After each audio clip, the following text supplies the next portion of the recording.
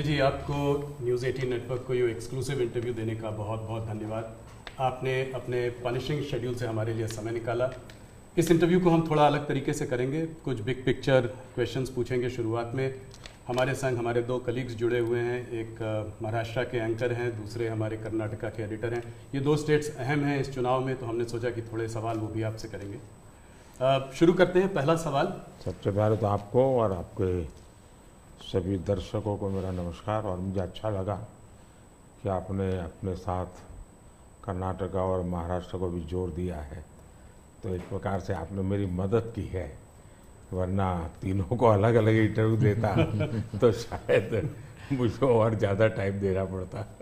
बहुत धन्यवाद, स्वागत है आपका नेटवर्क 18 थैंक के। यू। पहला सवाल मोदी जी, हम लोग पूरे देश का भ्रमण कर रहे हैं, इधर उधर जा रहे हैं। हम लोग साउथ में थे, बिहार गए और भी महाराष्ट्र में भी थे।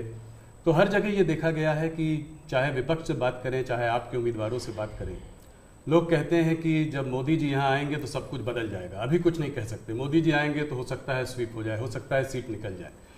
तो क्या 2024 के इस चुनाव को हम नरेंद्र मोदी पर एक रेफरेंडम की तरह देख सकते हैं, जनमत संग्रह की तरह देख सकते हैं? अब ये तो सारा खेल मीडिया के लोगों का होता है, किस समय किस प्रकार से एनालिसिस करना। लेकिन मैं इतना कहूँगा कि मैं कोई चुनाव के समय काम करने वाली सरकार नहीं चलाता। आप मेरा 10 साल का रिकॉर्ड देखेंगे तो एवरेज फ्राइडे, सैटरडे, संडे मैं हिंदुस्तान के किसी न किसी कोने में गया हूँ, जनता के बीच में रहा हूँ, और इसलिए मेरा जाना निरंतर चलता रहता है। और चुनाव में मैं मानता हूँ कि लोकतंत्र का उत्सव ऐसा है कि सभी राजनीतिक दलों का कर्तव्य है कि ज़्यादा से ज़्यादा लोगों के बीच जाएं, जाकर के एक प्रकार से प्रशिक्षण का काम होना चाहिए, संवाद होना चाहिए, विचार विमर्श होना चाहिए। तो मैं एक राजनीतिक क्षेत्र के कार्यकर्ता के नाते चुनाव या न हो, मैं इसे अपना कर्तव्य मानता हूं और इसलिए मैं जाता हूं। जहां तक ये 2 फेज का सवाल है, मैंने ऐसा जन समर्थन बहुत कम चुनावों में देखा है जो मैं इस बार देख रहा हूं। एक प्रकार से चुनाव जनता जनार्दन लड़ रही है, सुशासन के लिए लड़ रही है, अपने सपनों को साकार करने के लिए लड़ रही है। ऐसा मुझे लगता है, शायद मैं तो शायद एक निमित्त हूं। इस बार मेरा जरा ज्यादा उत्साह है लोगों के बीच जाने का, और पहले के तुलना में शायद मैं ज्यादा बार जाना भी चाहता हूं, इसलिए कि जो जनता जनार्दन इतने उमंग और उत्साह के साथ इतनी बड़ी जिम्मेदारी उठा ली हो, तो वो जनता जनार्दन को जाकर के उनको प्रणाम करना, नमन करना, उनका आशीर्वाद लेना, ये मुझे अपना कर्तव्य लगता है। और मैं देखता था जो फर्स्ट राउंड हुआ, तो मैंने किसी दोस्तों को कहा था कि पहले राउंड में ये हमारे खिलाफ जो लोग मोर्चा लगा करके बैठने की कोशिश कर रहे हैं, पहले राउंड में वो पस्त हो गए जी। और कल मैंने देखा दूसरे राउंड में ये ध्वस्त हो चुके हैं। यानी पहले लोगों ने पस्त कर दिया, अब ध्वस्त कर दिया। मोदी जी, जब कैंपेन की आपने शुरुआत की थी तो बड़े हाई नोट पे ये कैंपेन की शुरुआत हुई थी। आपने कहा, आपने अपने सरकार के पूरे काम का परिचय दिया, आपने डेवलपमेंट एजेंडा को लेकर आगे बढ़े, इकोनॉमी पर आपने जो है बहुत प्रकाश डाला और इसके ऊपर बहुत काम हुआ भी है। अभी इधर उधर 1-2 चरण के बाद आते आते आपने जो है राजस्थान में एक रैली में एक कांग्रेस के मैनिफेस्टो पर एक डायरेक्ट अटैक किया। आपने ये तक कहा कि इनका एक स्कीम है जिससे कि ये वेल्थ डिस्ट्रीब्यूट करना चाहते हैं, ये पता लगाना चाहते हैं किसके पास कितनी जमा पूंजी है, किसके पास कितना पैसा है, किसके पास कितना सोना है, सिल्वर है, चांदी है, और उसको वो मुसलमानों में और घुसपैठियों में बांट देना चाहते हैं। क्या ये थ्रेट इतना रियल है? क्या आपको ऐसा दिखता है? मुझे लगता है कि शायद आपकी टीम ने मेरा पूरा कैंपेन को ट्रैक नहीं किया है, या शायद विकास की बहुत सी बातें ऐसी होती हैं जिसको शायद टीआरपी के हिसाब से बैठता नहीं होगा। लेकिन आपने देखा होगा कि मेरा पूरा इलेक्शन कैंपेन दो चीजों पर केंद्रित है। एक, हमने समाज कल्याण को लिए, लोक कल्याण के लिए क्या काम किए, और सबसे बड़ा फर्क है और सरकारों में ये सरकार में, वो ये है कि लास्ट माइल डिलीवरी ये हमारी विशेषता है। नीतियां तो कोई सरकारें बनाती है, कोई सरकार बुरा करने के लिए तो आती नहीं है, अच्छा करना चाहती है। लेकिन कुछ लोगों को अच्छा करना आता है, कुछ लोग अच्छा होने का इंतजार करते हैं। मैं ऐसा हूं कि मेहनत करके जो अच्छा हो करूं, मेरा हमेशा ऐसा रहा है। अब देखिए, मैं चुनाव में लगातार बोल रहा हूं कि हमने गरीबों के लिए 4 करोड़ घर बनाए। मैं इतना लोगों को कहता हूं कि आप इस चुनाव प्रचार में जाएं तो मेरी मदद करें कि जिसके घर बनाना भी छूट गया हो, हर गांव में एक तो निकलेंगे, उनकी सूची में भेजो, ताकि जैसे ही मेरा तीसरा टर्म शुरू होगा मैं इस काम को आगे बढ़ाना चाहता हूँ। 3 करोड़ घर और मैं बनाना चाहता हूँ। अब आयुष्मान भारत योजना दुनिया की सबसे बड़ी health insurance and health assurance की स्कीम है ये। 55 करोड़ लोगों को इलाज का भरोसा कि भाई अब आपको मोदी है, मोदी की सरकार है, 5 लाख रुपए तक का खर्च होगा, संभाल लेंगे। इस बार हमने मैनिफेस्टो में कहा है कि किसी भी वर्ग का, किसी भी समाज का, किसी भी बैकग्राउंड का व्यक्ति क्यों न हो, जिस भी परिवार में 70 से ऊपर की आयु के जो भी व्यक्ति होंगे, पुरुष स्त्री सब, उन सबको हम ये 5 लाख रुपए तक मुफ्त इलाज की सुविधा देंगे। इस बार हमने मैनिफेस्टो में ये भी कहा है कि जो आशा वर्कर हैं, आंगनवाड़ी वर्कर हैं, उनको हम इसका बेनिफिट देंगे। ट्रांसजेंडर जितने भी हैं, किसी भी आयु के क्यों न हो, हम उनको ये बेनिफिट देंगे। तो ये बात हम लोगों को बताते हैं। अब आप देखिए जी, हमारे देश में बैंकों का राष्ट्रीयकरण हुआ, ये जो मिलकर जब्त करने के खेल चल रहे हैं ना, पहले कर चुके हैं जी। सारी बैंकें प्राइवेट थी, लूट लिया रातों रात, गरीबों के नाम पे लूटा गया। लेकिन हमारे देश की बैंकें खस्ता हाल हो गई। आधे से अधिक आबादी ऐसी थी कि गरीबों के नाम बैंक तो लिया, लेकिन बैंक खाता नहीं खुला। ये मोदी ने आकर के 52 करोड़ बैंक के खाते खोले, और उसका सबसे बड़ा मैंने फायदा उठाया। खाते खोल करके आंकड़ा नहीं किया मैंने, जनधन, आधार और मोबाइल, इस ट्रिनिटी को लेकर के direct benefit transfer 36 lakh crore रुपए, आंकड़ा बहुत बड़ा होता है जी। 36 लाख करोड़ रुपए डायरेक्ट बेनिफिट ट्रांसफर लोगों के खाते में गए। अगर मैंने बैंक खाते न खोले होते तो इनका बड़ा फाइनेंशियल इंक्लूजन इस दुनिया में, पूरी दुनिया में एक साल में जितने अकाउंट खुलते होंगे ना, उससे ज्यादा काम हमारे देश में हुआ है। जल जीवन मिशन हमारे देश में जी 3-4% घरों में भी घर में नल से जल आता था, वो भी ज्यादातर अर्बन लोकेलिटी में। आज 14 करोड़ ग्रामीण परिवारों को नल से जल पहुंचा है। अब ये सारे काम है, 25 करोड़ लोग गरीबी से बाहर ऐसे ही नहीं आए जी। हमने उनको इतना सशक्त बनाया, और मेरी स्ट्रेटेजी यही है कि हम गरीब को इतनी ताकत दें कि गरीब खुद गरीबी को परास्त करे। और जब गरीब अपने मेहनत से गरीबी को परास्त करता है ना, उसके बाद उसको गरीबी में वापस नहीं जाना, ये संकल्प बन जाता है। और वो देश की शक्ति बन जाता है। आज हमें फायदा है, 25 करोड़ लोग गरीबी से बाहर आए, बहुत बड़ा अचीवमेंट है जी, दुनिया इसकी तारीफ कर रही है जी। और ये एक मॉडल बनेगा, ये जो डेवलपिंग कंट्रीज है उनके लिए मॉडल बनेगा जी। आप देखिए 2014 के पहले क्या हाल था।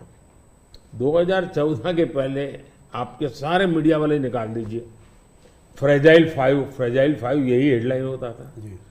आज जी हम वाइब्रेंट इकोनॉमी बन गए।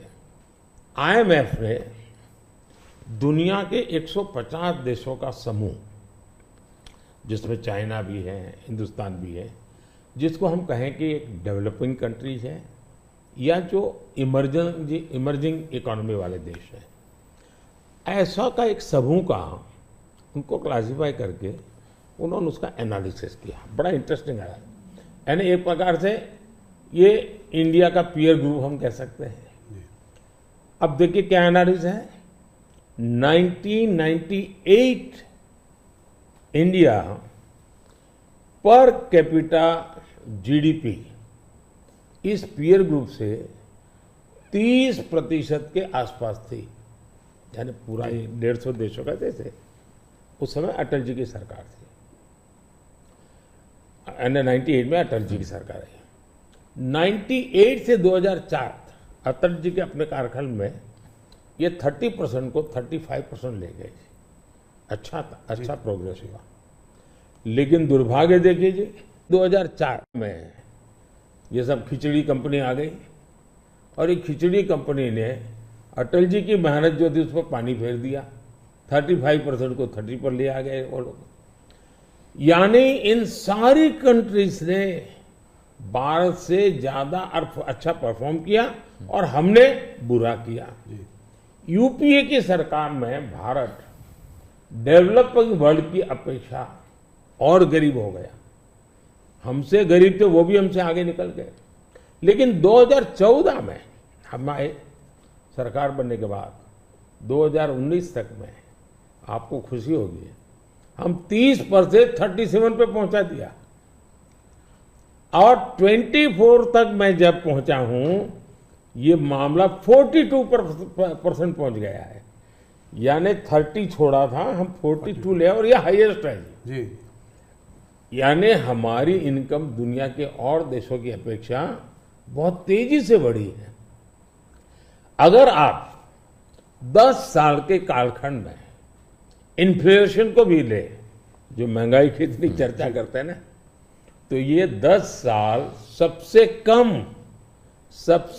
कम इन्फ्लेशन वाला कालखंड रहा है।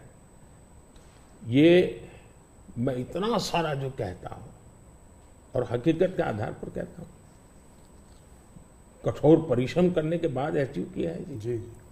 पूरी सरकार को मोबिलाइज किया है और लक्ष्य को पार करने के लिए जी जान से जुड़ गए हैं।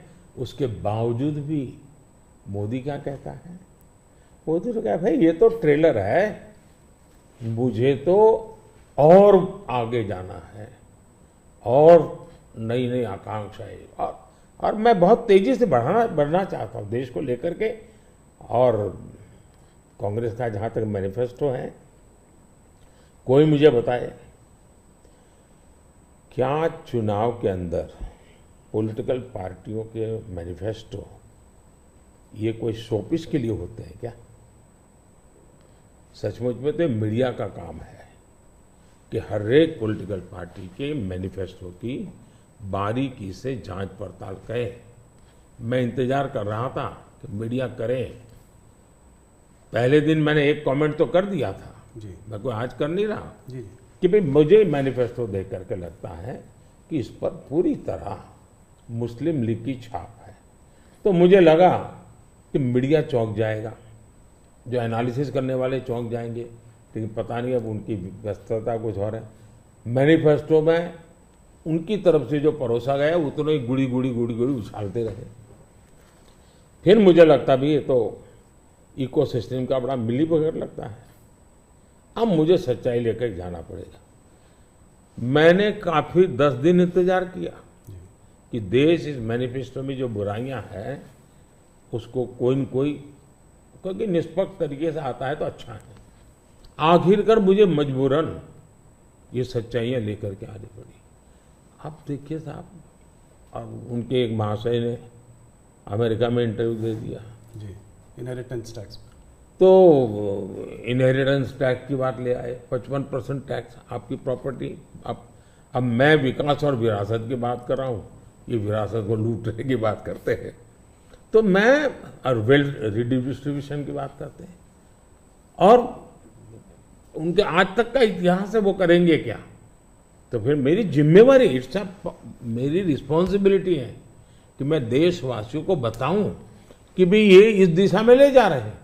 अब आप तय कीजिए, जाना न जाना जनता जनार्दन का हक है, लेकिन मेरा दायित्व बनता है कि तथ्य के आधार पर, तर्क के आधार पर, उनकी हकीकतों के आधार पर मुझे बताना चाहिए, वो मैं बता रहा हूँ। सैम पिट्रोडा जी ने जो है इनहेरिटेंस टैक्स की बात की, जो हम लोगों की जमा पूंजी है, जब हम अपने लोग पूरा बचाते हैं अपने फैमिली के लिए, जब हम उसको अपने आने वाली जनरेशन को देंगे तो उस पर भी टैक्स लगेगा, और ये टैक्स बहुत बड़ा टैक्स हो सकता है। तो क्या आप कहेंगे कि बीजेपी अगर आएगी तो इस टैक्स को कभी नहीं लागू करेगी? भारतीय जनता पार्टी क्या करेगी, हमारे मैनिफेस्टो में साफ हमने लिख करके लाए हुए। अब उन्होंने कहीं सगुफा छोड़ दिया तो मैं भी वो झंडा लेके घूमूंगा, ये सवाल आपके मन में कैसे आ जाता है? भारतीय जनता पार्टी की विचारधारा साफ है जी। हम अपनी विचारधारा के आधार पर कार्यक्रमों को लेकर के, मैनिफेस्टो को लेकर के देश के सामने जाते हैं। कृपा करके ऐसे महाशयों के विचारों को हम पर मत थोपिए भाई। मोदी जी, राहुल गांधी ने एक बात और कही है, वो कहते हैं कि जब वो सरकार अगर उनकी आएगी तो वो एक नेशनल एक्सरे कराएंगे। इसी से जुड़ा सवाल है, इसीलिए मैं पूछना चाह रहा हूँ, एक नेशनल एक्सरे कराएंगे। बात सिर्फ कास्ट सेंसस की नहीं है जो कि वो करते आए हैं, उस पर भी मैं आपका मत जानना चाहूंगा, मगर बात वो कहते हैं इससे आगे है। बात कास्ट की नहीं, बात जस्टिस की है। और वो कहते हैं कि हम जो है एक सोशियो इकोनॉमिक सर्वे लाएंगे, एक इंस्टीट्यूशनल सर्वे लाएंगे, और उसमें देखेंगे कि किसके पास किस जाति और किस उस वर्ग के पास क्या है, कितना धन है, कितनी इंस्टीट्यूशंस में भागीदारी है, और उसके बेसिस पर हम इस पूरे सिस्टम को रीडिस्ट्रीब्यूट करेंगे। इसको आप कैसे देखते हैं? सबसे पहले तो इस देश में जो लोग अपने आप को राजनीति के एक्सपर्ट मानते हैं, जो लोग देश के उतार चढ़ाव को बड़ी बारीकी से अध्ययन करते हैं, सबसे पहले उनका दायित्व है कि वो ऐसे लोगों को पूछे कि जिस परिस्थितियों का वर्णन आप कर रहे हो, अगर ये सही है तो 50, 60, 65 साल तो आपने राज किया भाई। ये मुसीबत के जो जन्मदाता आप हो, और आपने अब तक की बर्बादी लाई क्यों? पहले उनका जवाब मांगो भाई, नंबर 1। नंबर 2, एक्सरे का मतलब क्या है जी? मतलब हर परिवार में जाना, घर घर छापा मारना, अगर किसी अनाज के डिब्बे में किसी महिला ने अपने गहने छपा के रखे हैं, उसको भी एक्सरे किया जाएगा, उनके गहने ले लिए जाएंगे, जमीनों का हिसाब किताब किया जाएगा, और फिर उसको रिडिस्ट्रीब्यूट करेंगे। ये दुनिया में एक माओवादी विचार ने सब किया हुआ है, दुनिया बर्बाद हो चुकी है। ये पूरी तरह अर्बन नक्सल उस सोच का सीधा सीधा प्रकटीकरण है, और इसलिए मैनिफेस्टो आने के 10 दिन तक बाद भी ये जो जमात आए दिन लिखापट्टी करती है ना, वो चुप रही, उनके प्रोटेक्शन में चुप रही है। तब मिलके मेरी जिम्मेवारी बन जाती है कि देश को जगाना कि भाई देखिए आपको लूटने की ये तरकीब हो रही है। और दूसरा पार्ट है, डॉक्टर मनमोहन सिंह जी वगैरह, उन्होंने हर बार कहा है कि भाई जो भी संपत्ति होगी इस पर पहला अधिकार किसका होगा। तो हिसाब किताब बहुत साफ है, वो क्या करना चाहते हैं। आपने ये सवाल भी उठाया है। 2006 का एक वीडियो जो वायरल हो रहा है, जिसमें मनमोहन सिंह जी ने कहा है कि गरीब मुसलमानों का पहला अधिकार रिसोर्सेज पर है, ये उन्होंने साफ कहा है। आपने उसको मैनिफेस्टो में भी ये बात पॉइंट आउट की है कि ओबीसी रिजर्वेशन का जो है पार्ट लेकर वो मुसलमानों को दे देना चाहेंगे, और 2004 से 2014 के बीच में उन्होंने 4-5 बार ऐसा करने की कोशिश की भी है। अरे भाई, ये तो बड़ा इंटरेस्टिंग सवाल आपने पूछा है। जरा मेरा जवाब लंबा हो जाएगा, लेकिन जरूर। देश के लिए मुझे बताना पड़ेगा। बताइए। आप कांग्रेस का इतिहास देख लीजिए। 90 के दशक से ये मांग उठी है देश में। समाज का एक बहुत बड़ा तबका है जिसको लगता था कि हमारे लिए कुछ होना चाहिए, उसके लिए आंदोलन हुए हैं। 90 से पहले कांग्रेस ने पूरी तरह इस बात को खारिज कर दिया, उसका विरोध किया, उसको दबाने की कोशिश की है। यानी 90 के पहले का उनका दशक है। फिर उनको जितनी भी कमीशन बने, जितनी कमेटियां बनाई, उसके भी रिपोर्ट्स ओबीसी के विचार के पक्ष में आने लगे। अब उनके सिफारिशों को भी वो नकारते रहे, रिजेक्ट करते रहे, दबाते रहे। 90 के दशक में उनको लगा कि भी अब इसको जरा उनकी वोट बैंक की राजनीति के अनुसार उसको टर्न दिया जाए। उन्होंने पहला पाप किया क्या, 90s के दशक में कर्नाटका में उन्होंने धर्म के आधार पर, आपको याद होगा, कर्नाटका में उन्होंने धर्म के आधार पर मुसलमानों को ओबीसी घोषित कर दिया। यानी देश के ओबीसी को नकारना, उस विचार को दबाना, उस विचार को रिजेक्ट करना, लेकिन राजनीति खातर मुसलमानों को ओबीसी घोषित कर देना। केंद्र से कांग्रेस गई, 2004 तक ये प्लान ठप रहा, उनका इरादा पक्का नहीं हुआ। 2004 में वो फिर आए, तो आते ही आंध्र में मुस्लिम को ओबीसी कोटा ये देना तय कर लिया। मामला कोर्ट में जाके उलझ गया।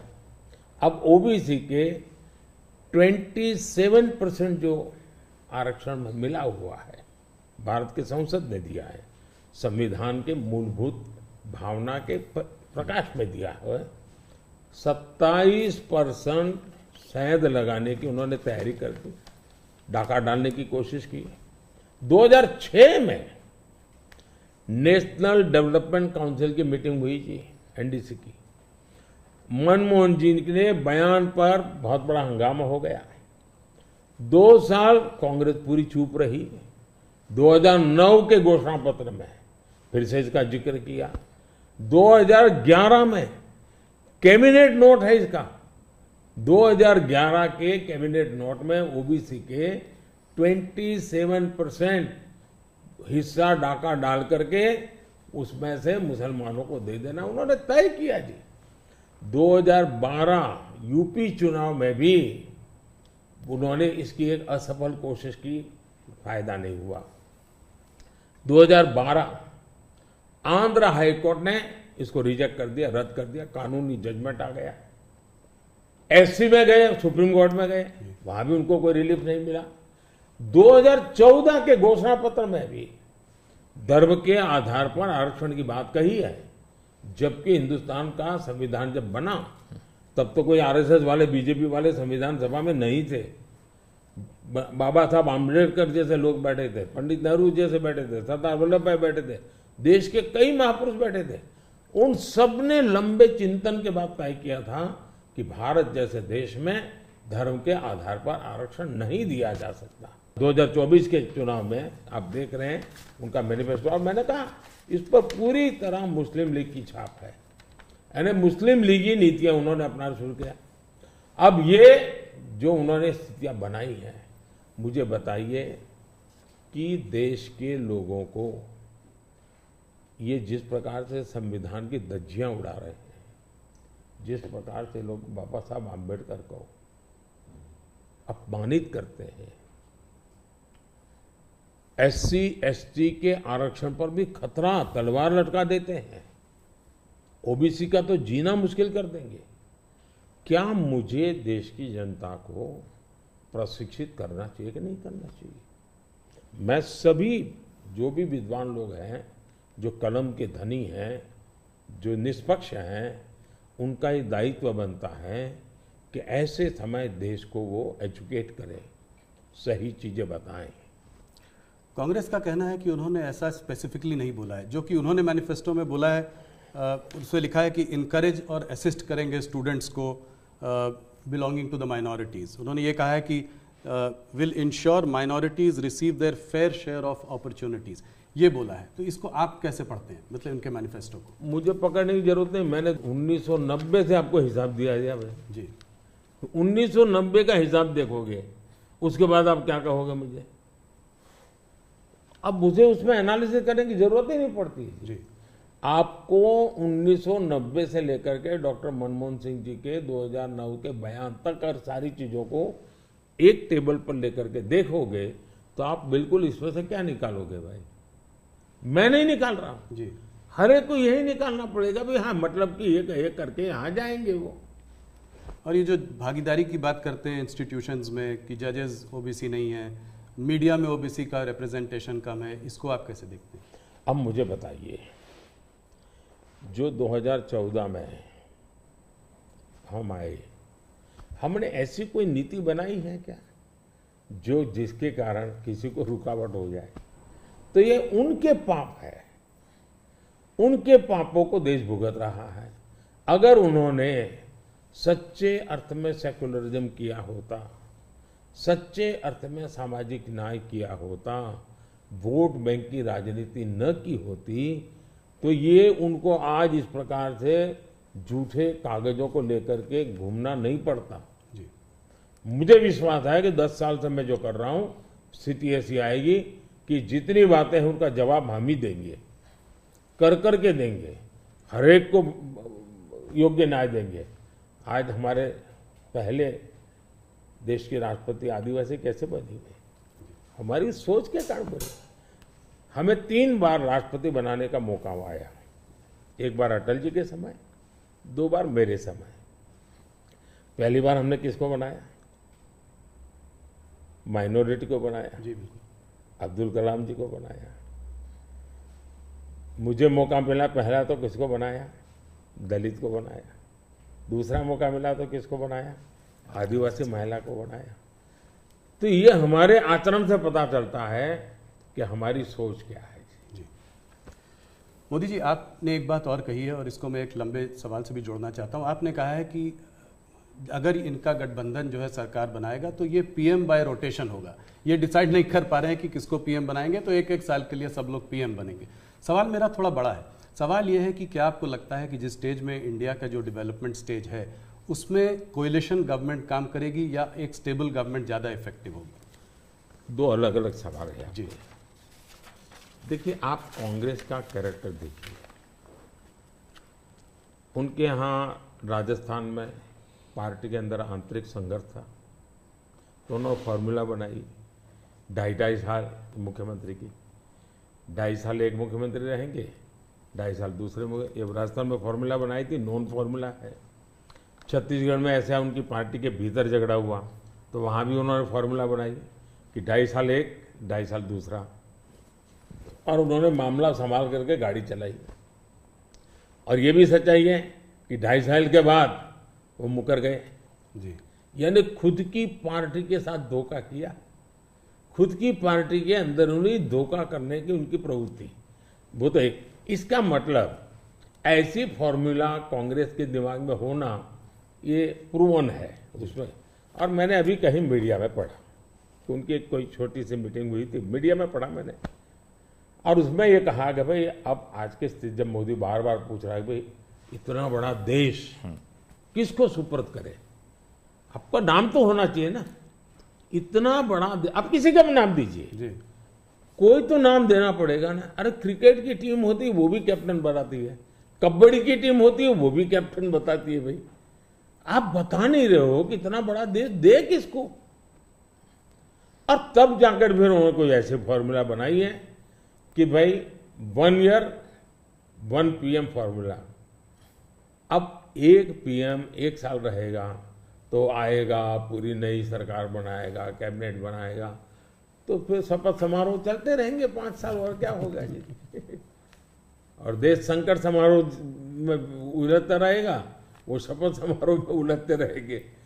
अब कोई देश ऐसे चल सकता है? इतना बड़ा देश जी। देश ने 30 साल तक अस्थिरता देखी है, मिलीजुली सरकारों का दौर देखा है, आज दुनिया में भारत के प्रति विश्वास बढ़ा है, उसका कारण भारत के 140 करोड़ लोगों ने एक स्थिर, मजबूत, स्पष्ट बहुमत वाली सरकार बनाई। तो कोई भी भरोसा करेगा भाई हाँ जी जी। इस सरकार के पास मैंडेट है, मिलीजुली सरकार पर कोई भरोसा ही नहीं करता है। और इतना बड़ा देश ऐसे थोड़ा चल सकता है। लेकिन आज देश की राजनीति ऐसी है कि कोई एक पार्टी कितने ही बहुमत से क्यों न जीते, उसने रीजनल एस्पिरेशंस को ऑनर करना ही होगा। और इसलिए हमें पूर्ण बहुमत मिला, फिर भी हम सरकार एनडीए की बनाते हैं, एनडीए के साथियों को लेकर के बनाते, क्योंकि एक पार्टी को पूर्ण बहुमत मिलने के बाद भी देश के राजनीतिक उज्जवल भविष्य के लिए, देश के लोगों के एस्पिरेशंस के लिए, रीजनल एस्पिरेशंस को उतना ही रिस्पेक्ट देना चाहिए, उतना ही हिस्सा देना चाहिए। और ये कैरेक्टर एनडीए ने डेवलप किया है, भारतीय जनता पार्टी ने करके दिखाया है। आपने रीजनल एस्पिरेशंस की बात की तो उसकी बात हम लोग करेंगे।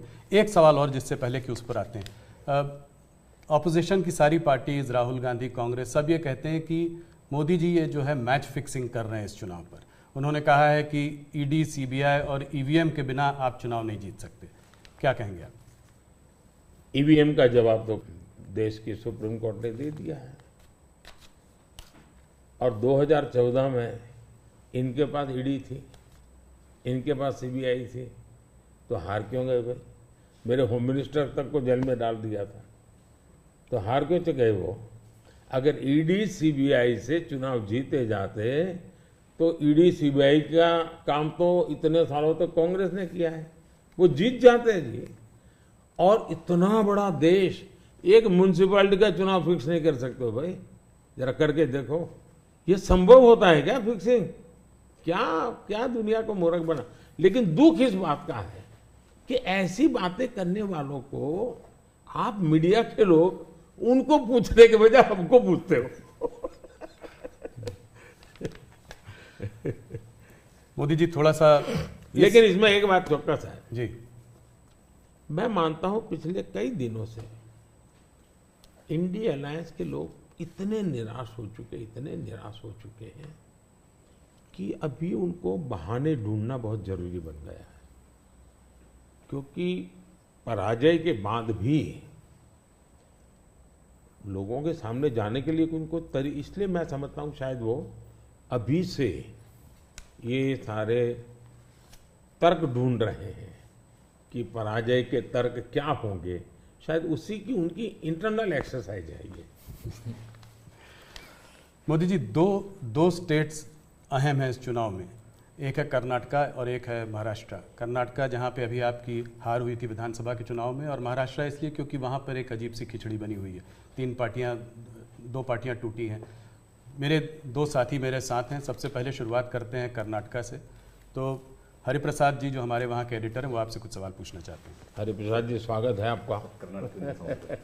ಕರ್ನಾಟಕದಲ್ಲಿ ನೇಹಾ ಹಿರೇಮಠ್ ಮರ್ಡರ್ ಕೇಸ್ ಬಹಳ ಚರ್ಚೆ ಆಗ್ತಾ ಇದೆ. Neha killed inside the campus by Fayaz.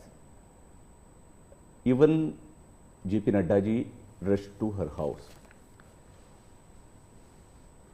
आप क्या सोच रहे हैं, ये अभी ये फोकस शिफ्ट हो रहा है क्या? कर्नाटक का चुनाव का फोकस ऐसे इश्यूज को शिफ्ट हो रहा है? देखिए, नड्डा जी का कार्यक्रम वहाँ चल रहा था और इतनी बड़ी घटना घटी थी। और ऐसी चीज़ों में हमें वो किस दल के थे, वो कांग्रेस के थे, उसकी बेटी की हत्या हो गई तो हमारा क्या, ये हमारे संस्कार नहीं है, न ही हमारी सोच है, और एक मानवीय संवेदना का विषय है।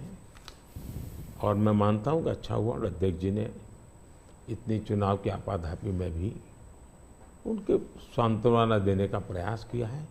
ये पूरी तरह मानवीय व्यवहार है। मैं भी अब मैं बताता हूँ कि शायद कौन सा चुनाव है मुझे याद नहीं है, लेकिन राहुल जी का कहीं पर हवाई जहाज में कुछ गड़बड़ हुआ तो मुझे पता चला, तो मैंने तुरंत उनको फ़ोन किया। मैंने कहा भाई आपको कुछ दिक्कत हुई है, क्या हुआ है? ये हमारा कर्तव्य बनता है। मैं गुजरात का मुख्यमंत्री था और दमन में मैडम सोनिया जी, फिर हमारे अहमद पटेल साहब, वो सारे लोग, उनका हेलीकॉप्टर एकदम से क्रैश कर गया। मुझे पता चला, मैंने तुरंत फ़ोन किया। मैंने कहा मैं यहाँ से आपको एयर एम्बुलेंस भेजता हूँ। तो अहमद भाई ने मुझे कहा नहीं, अभी बिल्कुल हम लोग सलामत है, ये बात ठीक है, हेलीकॉप्टर को नुकसान हुआ है लेकिन हमें कुछ तकलीफ नहीं हुई है। एक बार सोनिया जी काशी गई थी इलेक्शन कैंपेन में और वहाँ उनको तबीयत एकदम ख़राब हो गई, तो मैंने तुरंत यहाँ से सबको भेजा। मैंने कहा भाई देखो क्या मामला है, या तो हवाई जहाज दो उनको। तो ये एक तो मेरे संस्कार भी हैं और मैं मानता हूँ कि ये राजनीति से परे होते हैं चीज़ें। तो मेरे लिए किसी भी परिवार में आपत्ति आ जाए, ये हमारा राजनीति से ऊपर उठ करके ही व्यवहार होना चाहिए। Regarding the guarantee schemes, in Karnataka, Congress promised 5 guarantees, and they, after coming to power, they delivered that one. They, as per their promise, they are delivering that one. Now, whereas in BJP is more, in the last election, you lost there, only 66 seats you were able to win there, BJP able to win there. Now again, Yediyurappa जी का leadership और उसका बेटा का leadership में ज़्यादा focus हो रहा है। इसका वजह से थोड़ा सा बीजेपी के अंदर भी कुछ लोग नाराज भी है उधर। वो एक्चुअली आपका मन में कर्नाटका में अभी बीजेपी कितना सीट जीत सकते हैं, क्या है? नंबर 1, कर्नाटका की जनता पश्चाताप कर रही है कि हमने इतनी बड़ी गलती कर दी, इनको बिठा दिया। तो जन समर्थन हमारा कम नहीं हुआ है, जन समर्थन हमारा बढ़ा है। लेकिन इन्होंने इतने ही कम समय में सीएम कौन, अभी भी वो बात सेटल नहीं हुई है। शपथ हुआ है सीएम का लेकिन सेटल नहीं हुआ है। अपने आप को सीएम मानने वाले लोग बहुत है उसमें। अब कानून व्यवस्था देखिए, चरमरा गई है, बम ब्लास्ट हो रहे हैं, हत्याएं हो रही हैं, आर्थिक स्थिति पूरी तरह कंगालियत की स्थिति में है। वादे तो बड़े बड़े कर दिए उन्होंने और फिर टैग लगाए, ऐसा होगा तो ये मिलेगा, वैसा होगा तो नहीं मिलेगा। मतलब आप जनता के साथ धोखा भी कर रहे हो। जब हमने कहा कि भाई हम इन लोगों को आयुष्मान कार्ड देंगे, मतलब देंगे, फिर इफ्स एंड बट लगा करके उसमें बेईमानी नहीं करनी चाहिए। अभी जब हमने कहा कि हम 70 साल से ऊपर के किसी भी वर्ग के व्यक्ति होंगे, इनको आयुष्मान कार्ड देंगे, मतलब देंगे। आप में ये हिम्मत होनी चाहिए। उन्होंने किसानों की जो योजना थी वो रद्द कर दी, किसान सम्मान निधि। कोई कारण नहीं है इस प्रकार से करने का। अब आप कोई सोच सकता है जब बेंगलुरु दुनिया में हमारा बहुत बड़ा देश की इज्जत बढ़ाने में बेंगलुरु का बहुत बड़ा रोल है। दुनिया में जब जाते हैं ना तो बेंगलुरु कहते ही ऐसा लगता है वो जैसा परिचित है। टैंक हब के रूप में जाना जाता था, आपने देखते ही देखते उसको टैंकर हब बना दिया और टैंकर में भी माफिया सही चल रही है। पानी के लिए लोग तरस रहे हैं। अगर ये जो हालत उन्होंने कर दी है, अब युवाओं के स्कॉलरशिप आपने संख्या भी कर दी, अमाउंट भी कम कर दी, यानी एक के बाद एक आपने ऐसे नेगेटिव काम किए हैं। जिन मुद्दों को लेकर के वोट मांगा उन मुद्दों को आप वोट दे नहीं पा रहे हैं। अच्छा, डेप्यूटी सीएम वो अपने भाई के लिए वोट मांग रहे हैं और वो खुद सीएम बन सके इसलिए सब खेल खेल रहे हैं। वो सीएम से हटे इसके लिए भी खेल खेले जा रहे हैं।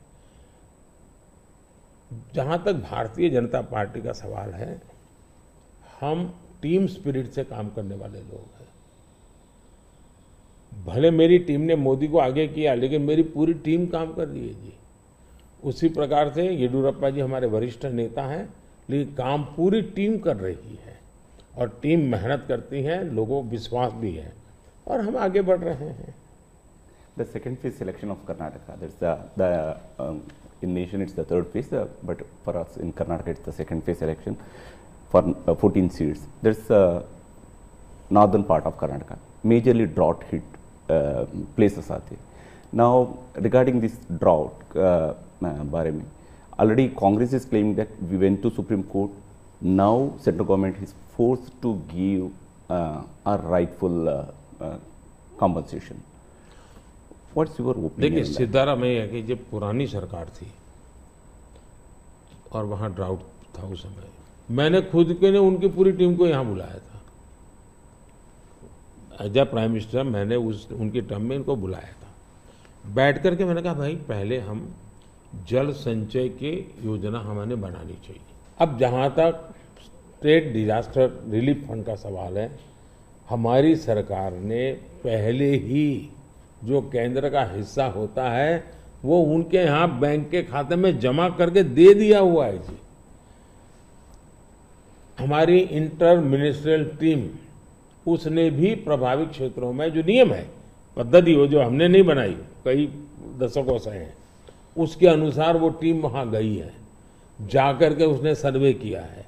और हर बार ऐसा होता है, जैसे मेरे यहाँ गुजरात में भूकंप हुआ तो मैंने एक मेमोरेंडम भेजा, भारत सरकार ने एक टीम भेजी, उन्होंने सर्वे किया, उन्होंने हिसाब किताब लगाया। अब ये सारी प्रोसेस चल रही है, आचार संहिता आ गई तो हमने इलेक्शन कमीशन को कहा कि भाई हमारे सामने ये विषय है, हम इसको जैसे ही आप परमिशन देंगे हम देना चाहते हैं। एनडीआरएफ के तहत अब राशि रिलीज भी कर चुके हैं उस नियम के अंतर्गत। मोदी जी, थोड़ा सा हमारे संग हमारे एंकर जुड़े हुए हैं विलास बड़े, ये आपसे कुछ महाराष्ट्र के बारे में बातचीत करना चाहते हैं। नमस्कार भैया। मोदी जी, तुम्हाला महाराष्ट्राचा नमस्कार, महाराष्ट्राकडून नमस्कार। महाराष्ट्र में बीजेपी को उन 23 सीटों को बचाना है जो आपने 2019 में जीती थी, लेकिन इस बार महाराष्ट्र में एक पूरी खिचड़ी बनी हुई है। शिवसेना और एनसीपी टूटी है, उनके दो पार्टनर आपके साथ है, जो दो गुट है आपके साथ है। क्या उद्धव ठाकरे जी और शरद पवार जी के साथ या उनके पक्ष में आप कोई एक सिंपैथी की लहर देख रहे? देखिए, पहली बात तो मैं महाराष्ट्र के सभी लोगों को मेरा नमस्कार, और मेरे लिए अच्छी बात है कि मैं अलग से महाराष्ट्र के विषय को लेकर के आपसे बात कर रहा हूँ। अब देखिए, ये बात सही है कि वहाँ लंबे अरसे से मिलीजुली सरकार चलती है। विलासराव देशमुख थे, तब से लेकर के आप देखिए, इवन शरद पवार भी जब मुख्यमंत्री बने थे वो भी पूर्ण बहुमत के साथ अकेले नहीं बन पाए थे। दूसरा, महाराष्ट्र का दुर्भाग्य रहा है कि लंबे अरसे से 5 साल तक कोई एक मुख्यमंत्री रहा नहीं है। एक भी व्यक्ति 5 साल में, देवेंद्र फडणवीस पहले व्यक्ति थे लंबे अरसे के बाद जो एक पूरा कार्यकाल मुख्यमंत्री रहे, और पूरी सरकार बेदाग रही, पूरी सरकार लोगों का भला करने वाली सरकार रही। अब सिंपैथी हमारे साथ होनी चाहिए कि जो लोग हमारे साथ चुनाव लड़े, जो लोगों ने हमारे साथ चुनाव लड़ करके महाराष्ट्र के लोगों से वोट मांगा, लेकिन मुख्यमंत्री बनने के खुद के व्यक्तिगत महत्वाकांक्षा के कारण और उसमें अहंकार भर गया, इसके कारण आपने बाला साहब ठाकरे के जमाने से बनी बनाई इस जोड़ी को धोखा दे दिया, और उसका लोगों को गुस्सा है, बीजेपी के प्रति सिंपत्ति है। दूसरा, शिवसेना के अंदर जो तूफान खड़ा हुआ या एनसीपी के अंदर जो तूफान खड़ा हुआ, वो साफ साफ दिखता है कि जब आप अपने परिवार के लोगों को ही प्राथमिकता देते हैं और बाकियों को नहीं देते हैं, तो कभी न कभी तो कठिनाई पैदा होती है। शरद राव के घर में जो मुसीबत है उनके पारिवारिक झगड़ा है, भतीजा संभाले कि बेटी संभाले। यहाँ भी इनका झगड़ा यही है कि भाई और कोई सक्षम नेता ऊपर आए कि खुद का बेटा भले अभी जैसे यहाँ एक परिवार में कांग्रेस के चल रहा है उस पर, तो वो झगड़ा उनका है जी। और मैं मानता हूँ हमारा देश इस प्रकार के पारिवारिक झगड़ों के प्रति नफरत करता है, सिंपैथी नहीं करता है। तो ये बिल्कुल ही आप सिंपैथी शब्द लेकर के सिंपैथी दिलवाने की अगर कोई कोशिश करता है तो मैं समझता हूँ वो भी फेल जाने वाली है। लोग नफरत करते हैं, लोग ऐसी चीजों को स्वीकार नहीं कर सकते कि भाई ये तुम्हारे घर के झगड़े, तुम घर में निपटो ना, महाराष्ट्र को क्यों बर्बाद कर रहे हो। तो गुस्सा है। दूसरी बात है, जहां तक आज शिंदे जी के नेतृत्व में जो सरकार चल रही है, भारतीय जनता पार्टी का ज्यादा सीटें होने के बाद मैंने त्याग किया। त्याग महाराष्ट्र की भलाई के लिए किया है। कुछ लोगों को लगता था कि हम सीएम बनना चाहते हैं, नहीं, पर हम सीएम बन सकते नहीं बने हैं। महाराष्ट्र की जनता को हमने कन्विंस किया है कि हम महाराष्ट्र के लिए जीते हैं, हमारे लिए नहीं जीते हैं। और इस चुनाव में ये सिंपैथी हमारे पक्ष में है कि इतना बड़ा दल, एक मुख्यमंत्री, सफल रहा हुआ मुख्यमंत्री, वो आज डिप्टी सीएम बन करके भी एक प्रकार से खुद के सम्मान को छोड़ करके आज भारतीय जनता पार्टी सिर्फ और सिर्फ महाराष्ट्र के उज्जवल भविष्य के लिए। और मैं मानता हूं हमारे देश में बंगाल बर्बाद हो गया, कोलकाता एक इकोनॉमी को ड्राइव करता था, लेकिन वहां इस प्रकार की उठापटक की राजनीति ने बर्बाद कर दिया। बिहार और उत्तर प्रदेश अस्थिरता की राजनीति ने तबाह करके रख दिए थे। महाराष्ट्र को इस हालत में जाने नहीं देना चाहिए। मुंबई देश की आर्थिक राजधानी है, हमें देश हित में भी महाराष्ट्र में मजबूती के साथ आगे बढ़ना चाहिए। और ये बात हम महाराष्ट्र की जनता को समझा रहे हैं, उनको कन्वे कर रहे हैं, और महाराष्ट्र की जनता बहुत पॉजिटिव रिस्पॉन्स दे रही है जी। ओके। महाराष्ट्र में बीजेपी, शिवसेना और एनसीपी की महायुति बनी है, लेकिन इस चुनाव में आखिरी समय तक सीटों की खींचातान बहुत चल रही है। अभी तक टिकट का वितरण भी बहुत जगह पे नहीं हुआ है। ये महायुति पर एक बड़ा सवाल नहीं है खड़ा करता? मुझे लगता है ये जो पहले दो वाक्य बोले ना, उसके सिवाय बाकी सब जो बता रहे वो उन लोगों का प्रॉब्लम है। वहाँ सीटें तय नहीं हो पा रही है, वहाँ निर्णय नहीं हो पा रहा है, वहाँ पैरेलल चुनाव लड़े जा रहे हैं। इस बाजू तो ऐसा ही नहीं, बीजू चल पड़े हैं लोग, मिलजुल करके सीटें तय कर करके चल पड़े हैं जी, और वेल इन एडवांस कर दिया है।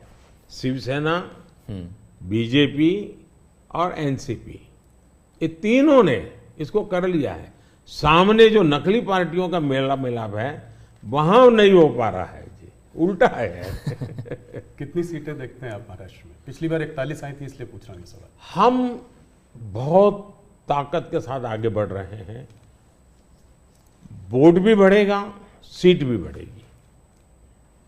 सर, 2017 में आप ही की सरकार ने शरद पवार जी को पद्म विभूषण दिया था, जो देश का सेकेंड हाईएस्ट सिविलियन ऑनर है।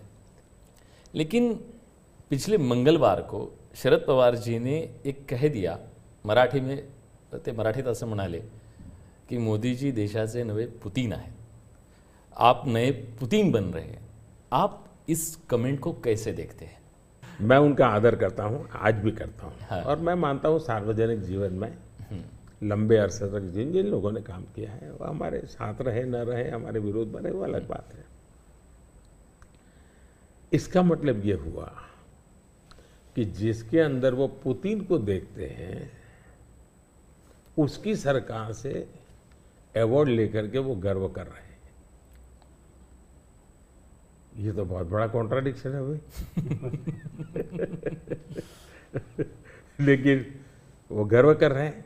जहां तक मेरी पार्टी की सोच और व्यक्तिगत रूप से मेरी सोच।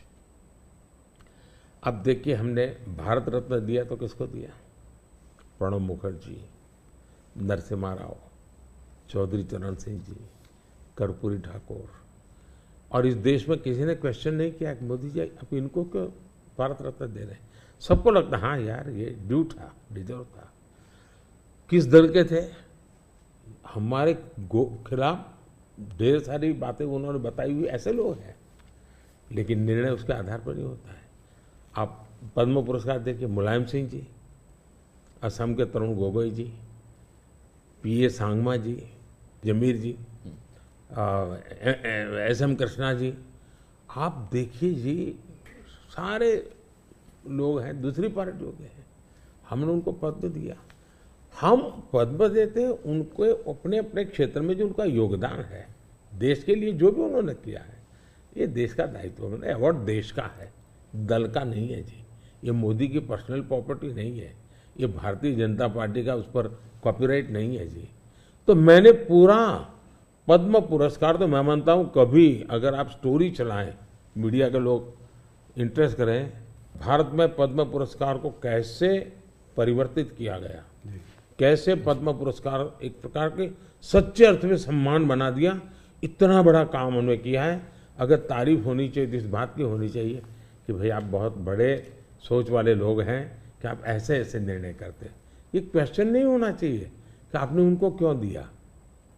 नहीं, देने के बाद भी उन्होंने ऐसा है स्टेटमेंट, ये शर्ती थोड़ा होता है कि मैं पद्म देता हूं मेरे लिए चुप रहना। ये कोई एग्रीमेंट थोड़ा होता है, ये गिव एंड टेक फॉर्मूला नहीं है जी। मोदी जी, थोड़ी सी बात उत्तर प्रदेश की करते हैं। सबसे बड़ा प्रदेश है, 80 सीटें वहाँ से आ रही हैं। क्या इस बार आप लोग 2014 का रिकॉर्ड तोड़ पाएंगे? 71 सीट लाई थी बीजेपी, 73 एनडीए। इस बार अगर देखें तो अखिलेश और राहुल साथ में चुनाव लड़ रहे हैं और दमखम के साथ जो है पूरे परिवार को उन्होंने वहाँ से उतारा है। खुद कन्नौज से लड़ रहे हैं अखिलेश जी, डिम्पल मैनपुरी से लड़ रही हैं, फिरोजाबाद, आजमगढ़, तमाम जगह से उनके परिवार के लोग लड़ रहे हैं। हो सकता है कि कहते हैं कि गांधी लोग भी शायद वापस अमेठी और रायबरेली से लड़े। तो इस उसमें आप इस चुनाव को कैसे देखते हैं? राहुल जी, आप जितने गर्व से सब उतरे हैं 4 बार बोल रहे हैं। नहीं, गर्व से ये मजबूरी है कि क्या है? परिवार के लोगों को उतारना पड़ रहा है, ये मजबूरी है। ये उनका मूल कैरेक्टर के इसके सिवा उनके पास कोई है ही नहीं। फैमिली मेंबर्स के लिए लड़ना, फैमिली मेंबर के लोगों के लड़वाना, यही खेल है। अच्छा, ये पहले इकट्ठे नहीं आए क्या भाई? पहले भी इकट्ठे आ चुके हैं, बार बार इकट्ठे आ चुके हैं। लेकिन उत्तर प्रदेश की जनता को अपना भविष्य क्या है उसकी समझ पूरी है, और इसलिए मैंने पार्लियामेंट में कहा था कि आज उत्तर प्रदेश की और देश का हाल ऐसा है कि बड़े बड़े नेता लोकसभा के मैदान से भाग रहे हैं, राज्यसभा का रास्ता खोज रहे हैं, और हुआ वैसा ही है। बड़े लोग ने चुनाव लड़ने के लिए तैयार नहीं है जी। लेकिन हम एक जिम्मेवारी के साथ काम चल रहे हैं, सबको साथ लेकर के चल रहे हैं, और मुझे पक्का विश्वास है कि अब शायद कुछ बचेगा नहीं उनका, कुछ नहीं बचेगा। 2014 से बेहतर परफॉर्मेंस होगी, उनका कुछ बचेगा ही नहीं जी। एक सवाल और, आप इसका जवाब दे चुके हैं इसलिए मैं उसको संक्षेप में पूछूंगा। ऑपोजिशन कांग्रेस सब आपके पीछे कहता है कि सरकार जो है ईडी, सीबीआई, इंटेलिजेंस एजेंसी इसका इस्तेमाल कर रही है। आपने कहा है कि ईडी इंडिपेंडेंट है। सिर्फ एक सवाल यह है कि ऐसा देखा गया है कि 25 नेता का एक एनालिसिस एक न्यूज़पेपर ने की थी कि 25 नेता जब ऑपोजिशन पार्टी से बीजेपी की तरफ आ गए तो उसमें से 23 लोगों के ऊपर से जो है इस तरह के केसेस को या तो ठंडे बस्ते में डाल दिया गया या ड्रॉप कर दिया गया। इस बारे में पहली बात है, एक भी केस ड्रॉप नहीं किया गया है। जो अदालत कहेगी वही होगा, हम कोई निर्णय नहीं लेंगे, स्वतंत्र है। दूसरी बात है, पॉलिटिकल लीडरशिप के केस कितने हैं भाई? ओनली 3%। 97% अच्छे अच्छे ब्यूरोक्रेट जेल में है। आखिर के संस्था का जन्म क्यों हुआ है भाई? अगर इन संस्थाओं का जन्म इसी काम के लिए, वो तो काम नहीं करेगी क्या? और अदालत इतनी बड़ी है जी, किसी को जमानत नहीं दे रही है अदालत, तो अदालत देखती होगी ना भाई। और भ्रष्टाचार के मामले में हम कम से कम उसको लाइट न ले जी।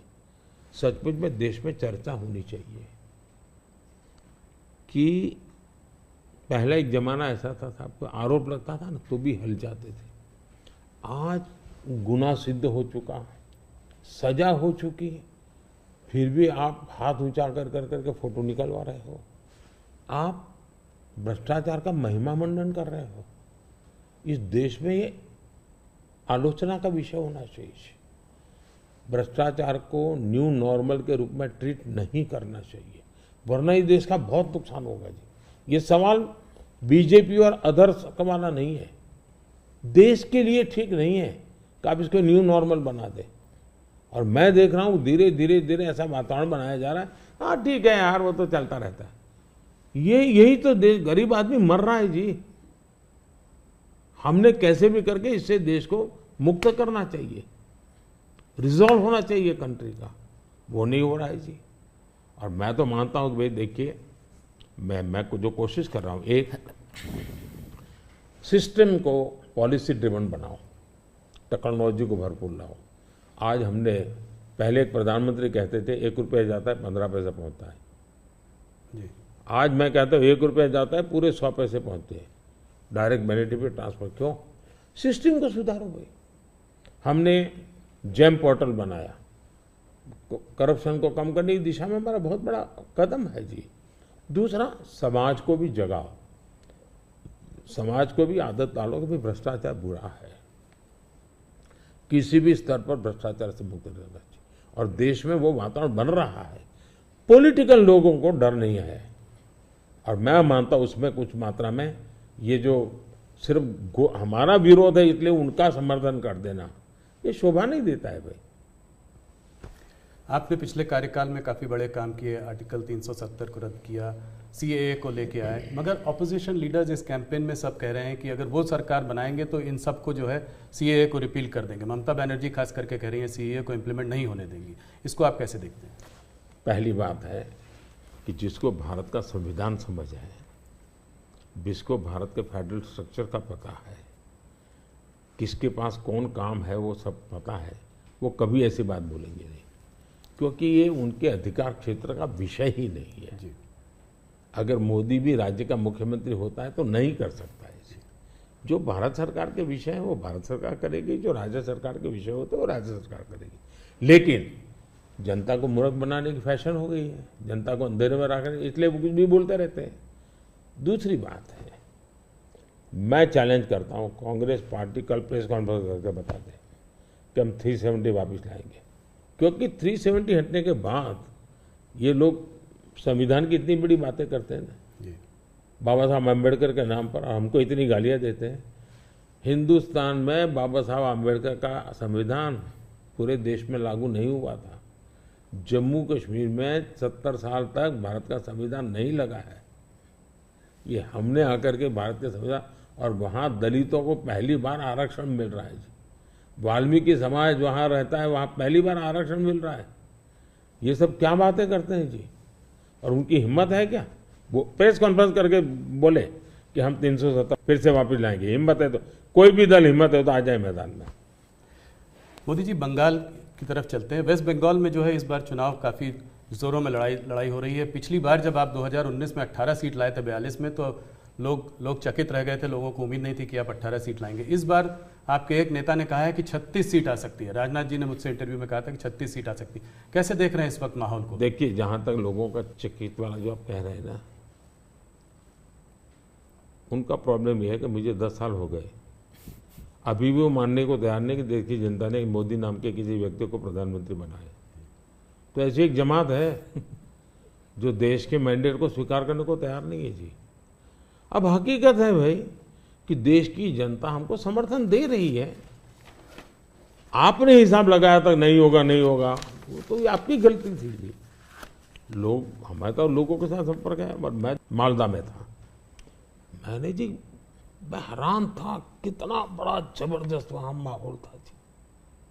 अब जनता जनार्दन का विश्वास बन रहा है कि देश में एक स्थिर मजबूत सरकार है। बंगाल में भी उसका परिणाम अच्छे मिले, और टीएमसी के शासन में महिलाओं पर जो अत्याचार हो रहे, संदेश खाली की जो घटना है, पूरे देश को हिला दिया है जी। और उसका गुस्सा निकलना ही निकलना है मतदान में। आखिर जनता के पास तो मताधिकार है, उससे से अपना गुस्सा निकालेंगे। तो गुस्सा निकलना है, बहुत स्वाभाविक है। आपने देखा होगा नोटों के ढेर, क्या कभी आपके टीवी वालों ने इतने सारे नोटों के ढेर कभी पकड़े गए देखा था? पिछले कुछ सालों में आप लगातार 50 करोड़ के ढेर, 300 करोड़ के ढेर, 250 करोड़ के ढेर, 200 करोड़ के ढेर, देश चौंक गया है जी। आप कितना इसको दबाने की कोशिश करो, लेकिन देश के दिल दिमाग में स्थिर हो चुका है कि ये लूटने वाले लोग हैं। तो इस बार जीत और बड़ी होगी। बिल्कुल क्लीन स्वीप कर रहे हैं। उड़ीसा को कैसे देखते हैं? उड़ीसा में आपने जो है बीजेडी का साथ छोड़ा। भारतीय जनता पार्टी वहां अलग रही है। बीजेडी ने मुद्दों के आधार पर समर्थन, केंद्र में हमारा समर्थन किया था, मुद्दों के आधार पर जी। और ऐसे बहुत से दल हैं जो मुद्दों के आधार पर हमें समर्थन देते रहे हैं। तो बीजेडी का हमारा नाता हो रहा, राज्य के अंदर हम बिल्कुल, उड़ीसा की पूरी अस्मिता खत्म हो रही भाई। उड़ीसा की अस्मिता संकट में है। उड़िया लैंग्वेज वो खतरे में आ रही है। और मैं नहीं मानता कि उड़िया के लोग अब ये लंबे अरसे तक इसको सहन कर सके। इतने संसाधन है जी। आज उड़ीसा देश का रिचेस्ट स्टेट बन सकता था जी, रिचेस्ट स्टेट, लेकिन क्या हालत बना के रखी है। तो अब उड़ीसा के सामान्य मानवी के अंदर एस्पिरेशंस है जी। और मुझे लगता है कि हमें सेवा का मौका मिलना चाहिए। हम उड़ीसा को कहां से कहां पहुंचा कर देंगे। उड़ीसा से बात बिहार की भी करते हैं। बिहार में आपने फिर नीतीश जी के संग वापस जो है आपका गठबंधन उनके साथ है, उस गठबंधन के साथ लड़ रहे हैं। कैसे देखते हैं? पिछली बार 39 सीटें थी आपकी 40 में, क्या इसको रिपीट कर पाएंगे? पहले एक तो हम चुनाव असेंबली का साथ लड़े थे जी, बाद में वो कहीं गए, फिर वापस आए। तो हम जो जनता का मैंडेट है उसके अनुसार साथ में है जी, जहां तक जन समर्थन का सवाल, कल मैं बिहार में ही था, जी, जो जन समर्थन में देख रहा हूँ जी, अनप्रेसिडेंटेड, इतनी गर्मी में कोई पैंडल नहीं, कुछ नहीं, जी, और लाखों लोग जिस प्रकार से इस बात से जुड़े हुए हैं, मैं साफ देख रहा हूँ जी कि बिहार में पहले हम एक आध सीट शायद हार जाते थे, शायद इस बार एक भी नहीं हारेंगे। 40 में 40, एक भी नहीं हारेंगे। बहुत बड़ा बयान है। हाँ। मोदी जी, एक आध पर्सनल सवाल आपसे करना चाहूँगा। आपने बहुत इलेक्शन देखे हैं, आप गुजरात में लंबे समय रहे हैं, ये आपका तीसरा चुनाव है सेंटर में। मैंने देखा है कि समय समय पर चुनाव से आप पर पर्सनल अटैक अक्सर होते जाते हैं। कहीं पे कभी बोला जाता है मोदी को गोली मार दो, कभी बोला जाता है सर फोड़ दो। अभी हाल फिलहाल में राहुल गांधी ने भी आप पर आपको कुछ ऐसे शब्द बोले हैं जो कि पर्सनल अटैक के तौर पर उनको भी देखा जा सकता है। ये ऐसा मोदी के साथ क्यों होता है? मोदी के साथ क्यों हो रहा है इसका जवाब तो मेरे पास नहीं है, लेकिन ये सवाल मोदी को क्यों पूछना चाहिए?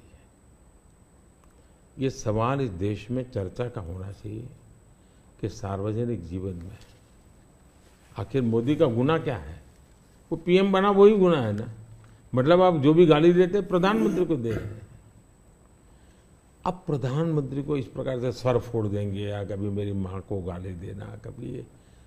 और मैं हैरान हूँ जी, भारत के राष्ट्रपति पर भी किस प्रकार का कटाक्ष किया गया था। शर्म आए इस प्रकार की भाषा का प्रयोग किया था। मैं हमेशा मानता हूँ जी, मतदाता ही मेरा परिवार है, देश ही मेरा परिवार है, और मैं सकारात्मक राह से जा रहा हूँ।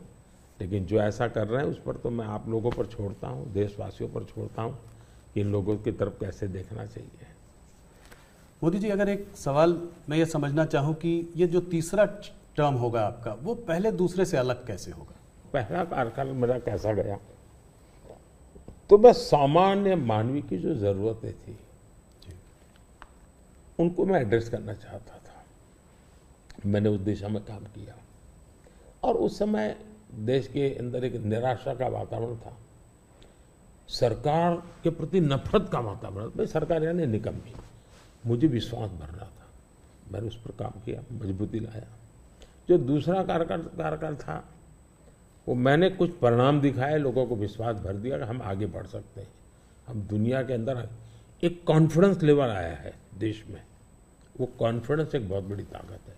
अब आगे जो मेरा कार्यकाल है, मुझे ये जो हताशा में से विश्वास में परिवर्तित हुआ, आकांक्षा में परिवर्तन हुआ, जो एस्पिरेशंस के अंदर परिवर्तित हुआ, अब मुझे देश को तीसरी आर्थिक महाशक्ति बनाना है।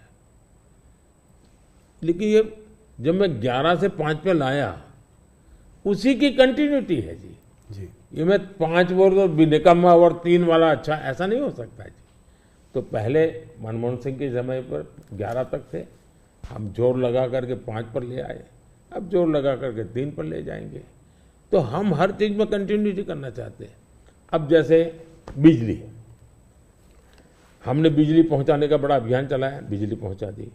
अब मेरा लक्ष्य है पीएम सूर्यघर योजना और 0 बिजली बिल, और मैं हर घर पर सोलार सिस्टम लगे, और मैं सिर्फ बिजली का बिल 0 चाहता हूं, इतना ही, मैं 3 चीजें चाहता हूं। एक, हर परिवार का बिजली का बिल 0 हो। दूसरा, अतिरिक्त बिजली जो हो वो बेचे, कमाई करे। तीसरा, जमाना इलेक्ट्रिक व्हीकल का आएगा। मुझे आत्मनिर्भर होना है एनर्जी के सेक्टर में, और इसलिए मैं चाहूँगा जिसके पास भी स्कूटी हो, मोटर हो, जो भी हो, उसका चार्जिंग अपने घर में ही हो जाए और सोलार से हो जाए। मतलब आज उसका जो ट्रांसपोर्टेशन का महीने का 1000-2000 रुपया खर्चा आता है, वो भी 0 हो जाए। ये त्रिविध बेनिफिट नागरिक को और देश को, पर्यावरण का बेनिफिट, देश को आज पेट्रोलियम इंपोर्ट करने का जो अरबों अरबों डॉलर जा रहे हैं बाहर, वो बंद हो जाएगा। तो मल्टीपल बेनिफिट वाला योजना।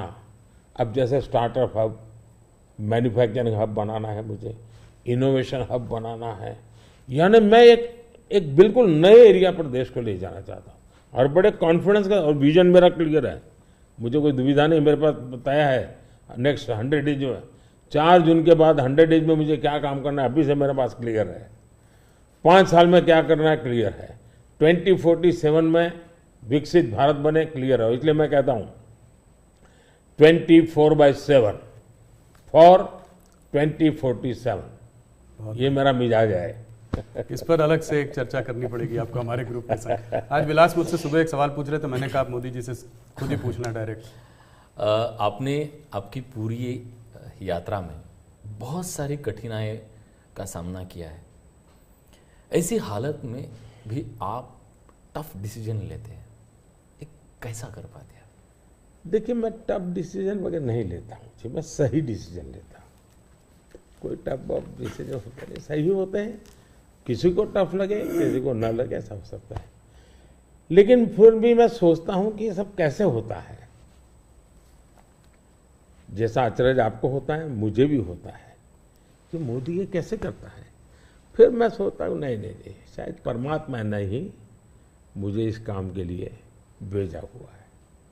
मुझसे जो कुछ भी है वो कोई ईश्वरीय शक्ति करवा रही है, और वो ईश्वरीय शक्ति, ईश्वरीय प्रेरणा से मैं करता रहता हूँ। ये कोई परमात्मा की देन है। परमात्मा ने मुझसे कुछ काम लेना तय किया है, किसी पर्पज के लिए परमात्मा ने मुझे भेजा है, और इसलिए मैं ये जो बाकी तूफान चल रहा है उससे बहुत परे रहता हूँ। लेकिन इस तूफान में शांत कैसे रहते हैं? वही, मैं उससे परे रहता हूँ। मुझे शायद परमात्मा ने यही राह दिखाई है कि तुम उन चीज़ों में मत उलझो, तुझे कोई बड़ा काम करना है, तुम अपने काम में लगे रहो। तो परमात्मा का निर्देश है, परमात्मा की इच्छा है, परमात्मा की योजना है, और शायद ये उसी का मैं एक निमित्त हूँ, कुछ नहीं हूँ। इसी से जुड़ा सवाल था कि आपको हम लोग देखते हैं, हमको आपका शेड्यूल मिलता है, आप इतना ट्रैवल कर रहे हैं, दिन में 5, 4, 6 रैली, वो भी कोई इस प्रदेश में तो कोई दूर दूसरे प्रदेश में। तो इस सब में आप फिट कैसे रहते हैं? कौन सी ऐसी शक्ति है जो आपको ये दृढ़ संकल्प दे रही है आगे बढ़ने का? पहली बात तो मैंने कहा ना कि ये मैं नहीं कर रहा हूँ, ये ईश्वर ने तय किया हुआ है। ईश्वर ने मुझे शायद इसी काम के लिए भेजा है। क्योंकि मैं जिस परिवार में पैदा हुआ हूँ जी, मेरी माँ ने कुछ पढ़ी लिखी नहीं थी, उसे स्कूल नहीं देखा था, मेरा कोई पॉलिटिकल बैकग्राउंड नहीं है, और इतना बड़ा देश, इतना काम ईश्वर नहीं करेगा तो कौन करेगा। और मेरे लिए दो ईश्वर हैं, एक जिसको हम देख नहीं पाते हैं और दूसरे वो जो जनता जनार्दन है। मैं जनता जनार्दन को भी ईश्वर का ही रूप मानता हूँ, और दूसरा परमात्मा के प्रति मेरी अपार श्रद्धा है। शायद परमात्मा ने मुझे इस काम के लिए भेजा है, जनता जनार्दन ने आशीर्वाद दिया है, शक्ति दी है। जहाँ तक मैं काम क्यों कर पाता हूँ, मैं मेरे लिए जीता नहीं हूँ, न मैं मेरे लिए जन्मा हूँ। तो मेरे मन में हमेशा रहता है कि मुझे जितना समय मिला है उसका पल पल मैं देश के काम आऊं। जहां तक मैं दौड़ता मैं मानता लोकतंत्र एक बहुत बड़ा उत्सव है, फेस्टिवल है जी। ये जनता जनार्दन के दर्शन करने का अवसर है जी। हमें मौका लेना चाहिए, जितना जनता जनार्दन के दर्शन कर सकते करना चाहिए। लोकतंत्र का एक उत्सव है जिसमें संवाद होना चाहिए जितना ज़्यादा। तो मैं इसको एक, जैसे हम घर में कोई बड़ी पूजा करते हैं ना, कैसे इन्वॉल्व होते हैं, मेरे लिए पूजा का समय है। मेरे 140 करोड़ देवता, उनकी मैं पूजा कर रहा हूँ, उस भाव से मैं चलता हूँ, लगा रहता हूँ उनमें, वो खप जाता हूँ और थकता नहीं हूँ, भगवान को देख के आता हूँ। मोदी जी बहुत बहुत धन्यवाद आपका, आपने अपने समय, इतना समय निकाला। आपके नारे की तरह इस बार हमारा भी एक नारा है, अगली बार सिर्फ न्यूज़ 18 पर 8 पार। बहुत बहुत धन्यवाद, आपने हम लोगों को समय दिया। चलिए, बहुत बहुत धन्यवाद। धन्यवाद। सगळ्यांना माझे नमस्कार। सगळ्या महाराष्ट्रातल्या जनतेला